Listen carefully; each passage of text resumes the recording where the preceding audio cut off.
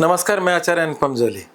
वृश्चिक राशि वाले लोगों के लिए आगामी सप्ताह अर्थात 30 मार्च से 5 अप्रैल के बीच आपके जीवन पर पड़ने वाले ग्रहों के प्रभाव और उसके समाधान लेकर आया हूँ। शुरुआत करते हैं। सबसे पहले कौन कौन से ग्रह मुख्य रूप से चेंज हो रहे हैं, तो उसमें चंद्रमा से शुरुआत करते हैं। तो चंद्रमा आपकी 10वीं राशि, जो कि बहुत शुभ राशि होती है, राशि से 10वां चंद्रमा सबसे अच्छा होता है। उससे अच्छा 11वां चंद्रमा होता है। तो आपको इस हफ्ते 10वां चंद्रमा भी मिलेगा, 11वां चंद्रमा भी मिलेगा। 12वां चंद्रमा अच्छा नहीं होता, वो मैं भी आपको बता ही दूंगा, डेट और टाइम के साथ बताऊंगा। और उसके बाद आपकी राशि में चंद्रमा हालांकि नहीं पहुंच पाएगा, बहुत थोड़ा सा समय मिलेगा। तो सप्ताह का मुख्य समय आपका 10वां 11वां जाएगा, जो पॉजिटिव है। और इसलिए हम ये कह सकते हैं कि सप्ताह चिंताओं का होगा और सप्ताह की शुरुआत प्रबल होगी। दूसरी चीज़ एक बड़ी अच्छी हो रही है वृश्चिक राशि वाले लोगों के लिए, जो पिछले कुछ समय से आपकी राशि का स्वामी जो मंगल था, वो आपकी राशि से चतुर्थ संचरण कर रहा था, गोचर कर रहा था। और चौथा मंगल या राशि से चौथे ग्रह मानसिक चिंताएं देते हैं। और कभी कभी समस्याएं नहीं होती, फिर भी चिंताएं बनी रहती है, हावी रहती है। तो मंगल का भी परिवर्तन हो रहा है। वो हो रहा है 2 अप्रैल दोपहर 3:28 पे मंगल यहाँ कुंभ राशि से मीन राशि में आ जाएंगे। ठीक है, तो कुंभ राशि से मीन राशि में मंगल का प्रवेश हो जाएगा। तो मुझे लगता है कि विगत में आ रही बहुत सारी चिंताओं का भी समाधान हो जाएगा। तो ये तो आपके लिए दोनों ही बातें अच्छी हैं। तो शुरुआत पहले बुरी बात से कर लेते हैं कि आपका समय कौन सा है जिसमें आपको थोड़ी सी सावधानी रखनी होगी। अन्य मतलब व्यर्थ के खर्चे, भागदौड़ से बचना होगा। वो समय है आपका 3 अप्रैल सुबह 6:29 से लेकर 5 अप्रैल शाम 5:23। हालांकि जो 5:23 है, जो 5 अप्रैल शाम को, उसके उपरांत चंद्रमा विल बी वेरी पॉजिटिव, क्योंकि चंद्रमा यहाँ से आपकी राशि में प्रवेश कर जाएगा। और राशि में प्रवेश करना, जब आपकी राशि से चंद्रमा गुजरता है तो बहुत अच्छा होता है। पहले ये बता दूं कि आप सब लोगों के मन से एक वहम निकाल दूं। मेरे से अक्सर लोग पूछते हैं कि हमारा चंद्रमा तो नीच का है। अरे जितने भी वृश्चिक राशि वाले हैं सबका नीच का होगा। राशियाँ तो 12 होती है, सारी शुभ राशियाँ होती हैं। तो इसलिए नीच का चंद्रमा का मतलब ही वृश्चिक राशि होता है। तो जब चंद्रमा यहाँ आएगा तो कोई नुकसान नहीं होगा, आपको एक मानसिक शांति देगा। ठीक है ना। तो ये मन से एक वहम निकाल लें। आप सभी के लिए बोल रहा हूँ, क्योंकि जो भी वृश्चिक राशि सुन रहे हैं तो उन्होंने कई ज्योतिष में सुना होगा, अरे आपका चंद्रमा नीच का है, आपका चंद्रमा नीच का है।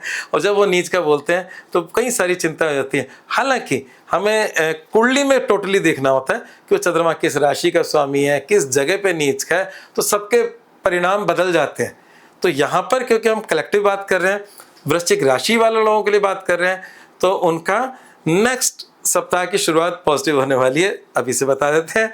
और इस सप्ताह की शुरुआत भी पॉजिटिव है, बस अंतिम के 2 दिन चिंताजनक है। चलिए बात करते हैं शेष बातों पे। तो यहाँ पर सबसे पहले स्वास्थ्य की बात करते हैं। तो स्वास्थ्य के लेके मैंने थोड़ा सा पहले बता दिया कि जो मानसिक चिंताओं का दौर था उसमें थोड़ी कमी आ रही है। मंगल चेंज हो जाएंगे 2 तारीख की दोपहर को। तो 2 तारीख की दोपहर के बाद कुछ लाभ मिलेगा। स्वास्थ्य मन का, तन का, और मन और तन एक दूसरे से जुड़े हुए हैं। जब मन डिस्टर्ब होता है तो तन भी डिस्टर्ब होने लग जाता है, और जब तन डिस्टर्ब होता है तो मन भी डिस्टर्ब होने लगता है। तो मन की डिस्टर्बेंस कुछ हद तक कम हो रही है इस हफ्ते के अंदर, जो पिछले कुछ समय से चल रही थी। तो ठीक है, स्वास्थ्य के लिहाज से ये एक अच्छी बात है। और हाँ, यहाँ पर एक चेंज और हुआ था जो सप्ताह से जस्ट पहले हुआ था। शुक्र उच्च के थे जो यहाँ आ गए, इसके क्या परिणाम होंगे आगे बात करते हैं, इन्हीं मुद्दों पर आ जाएगा। अब हम बात करते हैं करियर, व्यवसाय और नौकरी। तो करियर, व्यवसाय और नौकरी, तो यहाँ पर करियर, व्यवसाय, नौकरी की हम बात करें तो थोड़ा सा उसमें परेशानी है। हालांकि चंद्रमा लाभकारी है, मतलब चंद्रमा सिंह राशि में है आपके सप्ताह की शुरुआत में, फिर कन्या में लाभ का है, फिर तुला में चिंताजनक है। तो ये इस तरीके से रहेगा। तो चंद्रमा के लिहाज से अच्छा है, पर ओवरऑल लिहाज से थोड़ी सी परेशानियां हैं, और वो परेशानियों के लिए आपको सूर्य को ठीक करना होगा। सूर्य शनि के साथ अस्त है, 17 अप्रैल तक अस्त है, और सूर्य शनि एक दूसरे को डैमेज कर रहे हैं। ये एक मुख्य कारण है। सूर्य को ठीक करें तो बहुत कुछ हद तक ठीक हो जाएगा। तो करियर में जो इस समय संघर्ष की स्थिति बनी हुई है, शनि जो है सूर्य के पुत्र हैं, परंतु बगावती बेटे हैं। दोनों की बिल्कुल नहीं बनती, शत्रुवत है दोनों एक दूसरे के, मतलब पिता पुत्र शत्रुवत है। शनि को मतलब शिकायत है अपने पिता से, उनकी माता है छाया, तो उनको लगता है कि इन्होंने इनजस्टिस किया है मेरी माँ के साथ। जहाँ सूर्य होगा वहाँ छाया नहीं होगी, ये जनरल एक समझाने की बात है। तो सूर्य शनि की युति करियर में थोड़ी बहुत चैलेंजेस लेकर आ रही है। जो लोग नौकरी के अंदर है वहाँ अपने बॉसेस से थोड़ा सा अलाइनमेंट बिगड़ सकता है। 17 अप्रैल तक कुछ कुछ ऐसे रहेगा, 17 अप्रैल के बाद चीज़ें सुधर जाएंगी। दूसरा, अपने बॉसेस से संभल कर चलें, और काम धंधे में थोड़ी मतलब ज़्यादा मेहनत करनी पड़ेगी, संघर्ष रहेगा, थोड़ा सा मानसिक चिंता रहेगी, इस तरीके का माहौल रहेगा। बात करते हैं बिजनेस के लिए, तो बिजनेस के लिहाज से समय ठीक ठीक है। मतलब यहाँ पर शुक्र का छठी राशि से गुजरना, छठी राशि नहीं, छठे भाव से, मतलब आपकी राशि से छठे गुजरना, जो कि मेष राशि है, वो भी बिजनेस के अंदर थोड़े से संघर्ष बना देती है। तो कुल मिलाकर बात है कि नौकरी और बिजनेस में संघर्ष की स्थिति बनी हुई है, और ये अभी थोड़ा समय रहेगी, जो मैंने आपको 17 अप्रैल बोला है। ठीक है, तो प्रेम संबंधों की बात कर लेते हैं। तो पिछले हफ्तों में प्रेम संबंधों को मैंने बढ़ा चढ़ाकर बोला था। शुक्र उच्च चुके थे आपके प्रेम संबंधों में, वो वैवाहिक जीवन में भी अच्छापन ले रहे थे और प्रेम संबंधों में दे रहे थे, क्योंकि सब दिन होत ना एक समान। शुक्र अब परिवर्तित हो गए हैं, दोनों में संघर्ष की स्थिति आ गई है। तो आप कुछ चीज़ें अच्छी होती है तो कुछ चीज़ें बुरी होती है। मंगल का परिवर्तन अच्छा है, शुक्र का परिवर्तन विवाह और प्रेम संबंध दोनों में चिंताजनक है।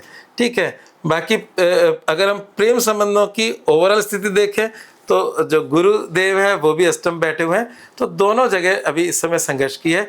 तो नौकरी, बिजनेस, प्रेम संबंध और विवाह, इन सब में थोड़ी बहुत संघर्ष की स्थिति बनी हुई है, और ये ज़्यादा समय नहीं रहेगी, ग्रह बदल जाएंगे, घबराइए मत। ठीक है, समाधान भी देंगे इसका, क्या समाधान करना है। और अगर हम शिक्षा की बात करें तो शिक्षा को लेकर दो बातें हैं। आपकी हायर एजुकेशन के लिहाज से समय ठीक है, कॉलेज शिक्षा में भी अभी चीज़ें डिस्टर्ब हैं। तो ये सब कोरिलेटेड बातें हैं जो आपके जीवन में कष्ट दे रही हैं। उपाय के लिए चलिए मैं उपायों पर आ जाता हूँ। ढंग से उपायों को करने से बहुत कुछ लाभ मिलेगा। सबसे पहले तो शनि मंदिर में तेल चढ़ाएं। शनि मंदिर में तेल चढ़ाने से बहुत कुछ लाभ मिलेगा। सूर्य शनि की जो युति है वो आपके करियर का लॉर्ड सूर्य है, तो उसमें थोड़ा सा शनिदेव भी अपने संतुष्ट होने चाहिए, और सूर्य को भी आप जल चढ़ाएं।